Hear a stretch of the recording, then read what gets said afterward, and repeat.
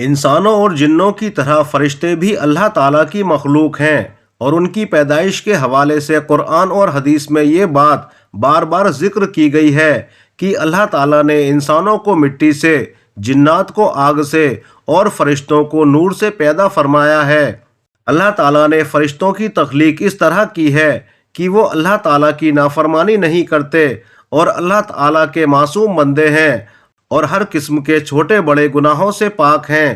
جو کام ان کے ذمے ہے وہ اسی میں لگے رہتے ہیں، جیسے کہ اللہ تعالیٰ قرآن پاک میں ارشاد فرماتا ہے، اس جہنم پر سختی کرنے والے طاقتور فرشتے مقرر ہیں جو اللہ کے حکم کی نافرمانی نہیں کرتے اور وہی کرتے ہیں جو انہیں حکم دیا جاتا ہے۔ سورہ تحریم آیت نمبر 6۔ اللہ تعالیٰ نے فرشتوں کو کیوں پیدا کیا؟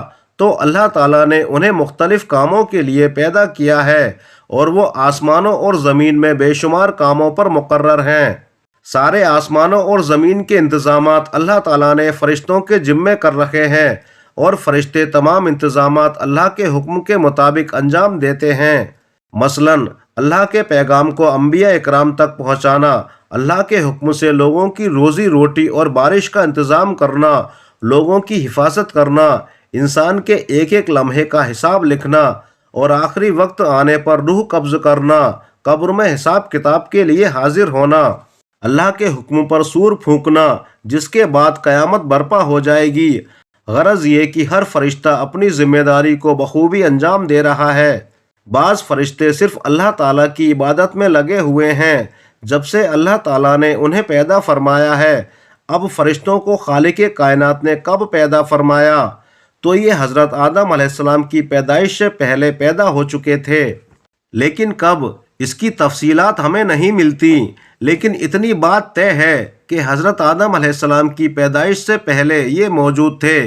اس کی دلیل سورہ بقرہ کی آیت نمبر 30 میں ملتی ہے، جس میں اللہ رب العزت ارشاد فرماتا ہے، ترجمہ: اور یاد کرو جب تمہارے رب نے فرشتوں سے فرمایا کہ میں زمین میں اپنا نائب بنانے والا ہوں، ایسی نسل جو ایک کے بعد ایک آتی جائے گی۔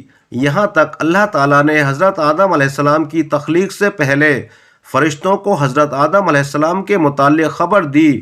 اس سے یہ پتہ چلتا ہے کہ فرشتے حضرت آدم علیہ السلام کی پیدائش سے پہلے پیدا ہوئے، لیکن کب، اس بارے میں صرف اللہ ہی جانتا ہے۔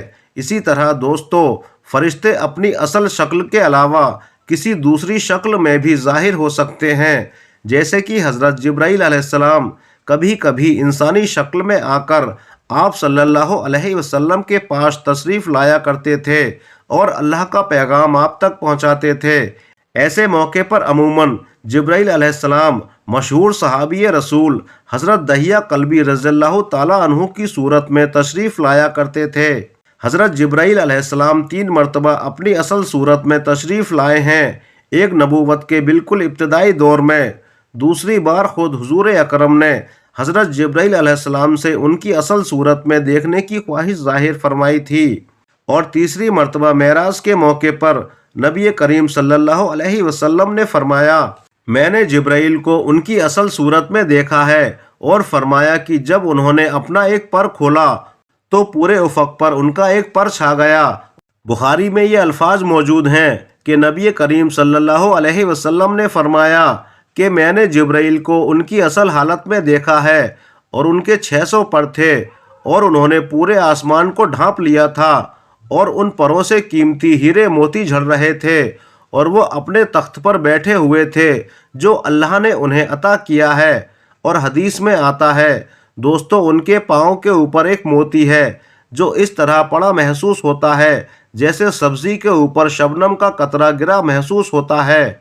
ان کی پیشانی روشن ہے، بال گھنگرالے، دانت چمکدار، سر مرجان سے بھی زیادہ سفید ہے۔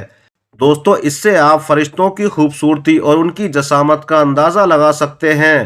اسی طرح ابو داؤد کی روایت میں ہے، حضرت جابر بن عبداللہ رضی اللہ تعالیٰ عنہ فرماتے ہیں کہ رسول اکرم صلی اللہ علیہ وسلم نے فرمایا کہ جب میں معراج پر گیا، مجھے اجازت دی گئی کہ جو فرشتے عرش کو اٹھائے ہوئے ہیں، ان میں سے جب میں نے ایک فرشتے کو دیکھا تو اس کی کان کی لو سے اس کے کندھے تک کا فاصلہ ایک تیز رفتار پرندے کے اڑنے کی 700 سال کی مسافت ہے۔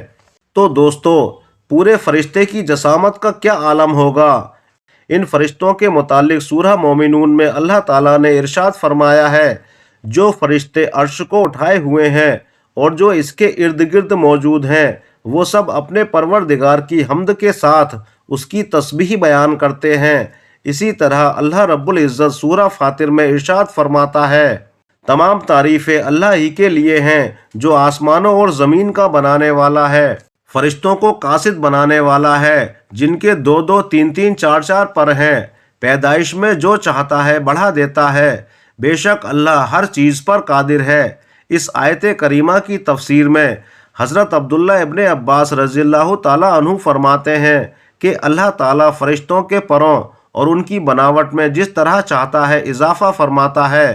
بعض فرشتے ایسے ہیں جن کے بہت زیادہ پر ہیں، جیسے کہ عبداللہ بن مسعود فرماتے ہیں، حضور اکرم صلی اللہ تعالیٰ علیہ وسلم نے حضرت جبرائیل علیہ السلام کے 600 پر ملاحظہ فرمائے۔ دوستو، فرشتوں کو خالق کائنات نے ایسا بنایا ہے کہ نہ تو وہ کھاتے ہیں اور نہ ہی پیتے ہیں، جیسا کہ اللہ تعالیٰ نے سورہ ذاریات میں آیت نمبر 24 سے 27 میں حضرت ابراہیم علیہ السلام کے پاس آنے والے مہمانوں کا تذکرہ کیا ہے کہ جب حضرت ابراہیم علیہ السلام نے بھنا ہوا بچڑا پیش کیا تو وہ نہیں کھا رہے تھے، تو حضرت ابراہیم علیہ السلام کو ان پر شک اور شبہ ہوا۔ بعد میں حضرت ابراہیم علیہ السلام کو معلوم ہوا کہ یہ تو فرشتے ہیں اور فرشتوں کی فطرت میں کھانا پینا نہیں ہوتا۔ اسی طرح اللہ کے دیے ہوئے کام اور اس کی عبادت کرتے ہوئے کبھی نہیں تھکتے، جس کا تذکرہ اللہ تعالیٰ نے سورہ انبیاء آیت نمبر 20 میں کیا ہے کہ وہ صبح شام اللہ کی تسبیح بیان کرتے ہیں اور وہ سستی نہیں کرتے، یعنی اگر کوئی سجدے میں ہے تو وہ سجدے میں ہے، اور اگر کوئی تسبیحات کر رہا ہے تو وہ تسبیحات میں مشغول ہے۔ اب ان کی تعداد کتنی ہے؟ تو فرشتوں کی تعداد اللہ کے علاوہ کوئی نہیں جانتا۔ اللہ تعالیٰ سورہ مدثر میں ارشاد فرماتا ہے، تمہارے پروردگار کے لشکر کو اللہ کے علاوہ کوئی نہیں جانتا۔ صحیح بخاری میں یہ حدیث موجود ہے جس میں نبی کریم صلی اللہ تعالیٰ علیہ وسلم نے ارشاد فرمایا، جس طرح دنیا میں بیت اللہ کا طواف کیا جاتا ہے، اسی طرح خانہ کعبہ کے اوپر 7ویں آسمان پر بیت المعمور۔ اس سے پتہ چلتا ہے دوستو کہ فرشتوں کی تعداد بہت زیادہ ہے۔ نسائی اور ابو داؤد میں یہ حدیث موجود ہے کہ فرشتوں کی ایک جماعت درود و سلام کو نبی پاک صلی اللہ علیہ وسلم تک پہنچانے پر مقرر ہے۔ اسی طرح دوستو، اللہ تعالیٰ نے انسانوں کی حفاظت پر بھی فرشتوں کو مقرر کر رکھا ہے۔ اس کے متعلق قرآن کریم میں ارشاد فرمایا ہے، ہر شخص کے آگے اور پیچھے وہ نگہبان فرشتے ہیں جو اللہ کے حکم سے باری باری اس کی حفاظت کرتے ہیں۔ ان میں سے کچھ فرشتوں کے نام بڑے مشہور اور معروف ہیں، جیسے کہ ہم جانتے ہیں کہ حضرت جبرائیل علیہ السلام جو کہ تمام نوری فرشتوں کے سردار ہیں، جن کا کام تھا انبیاء علیہ السلام تک خدا کا پیغام پہنچانا۔ حضرت میکائیل علیہ السلام جو بارش برسانے اور لوگوں کی روزی روٹی کے انتظام پر مامور ہیں۔ حضرت اسرائیل علیہ السلام جو روح قبض کرنے پر مامور ہیں، اور حضرت اسرافیل علیہ السلام جو کہ قیامت کے روز سور پھونکنے پر مقرر ہیں۔ منکر نکیر جو کہ قبر میں سوالات کرنے کے لیے آتے ہیں۔ کرام کاتبین جو کہ لوگوں کے نامہ اعمال لکھنے پر مامور ہیں۔ مالک جو کہ جہنم کے دروغہ ہیں۔ رضوان جو کہ جنت کے دروغہ ہیں۔ غرض یہ کہ ہر فرشتے اپنے اپنے کام پر مقرر ہیں جس پر اللہ تعالیٰ نے ان کو مامور کیا ہے، اور بعض فرشتے ایسے ہیں جو اللہ تعالیٰ کی عبادت اور اس کی حمد و ثنا میں مشغول ہیں۔ امید ہے کہ آج کی ویڈیو آپ کو اچھی لگی ہوگی۔ دوستو، ویڈیو اچھی لگی ہو تو چینل کو لائک اور سبسکرائب کریں۔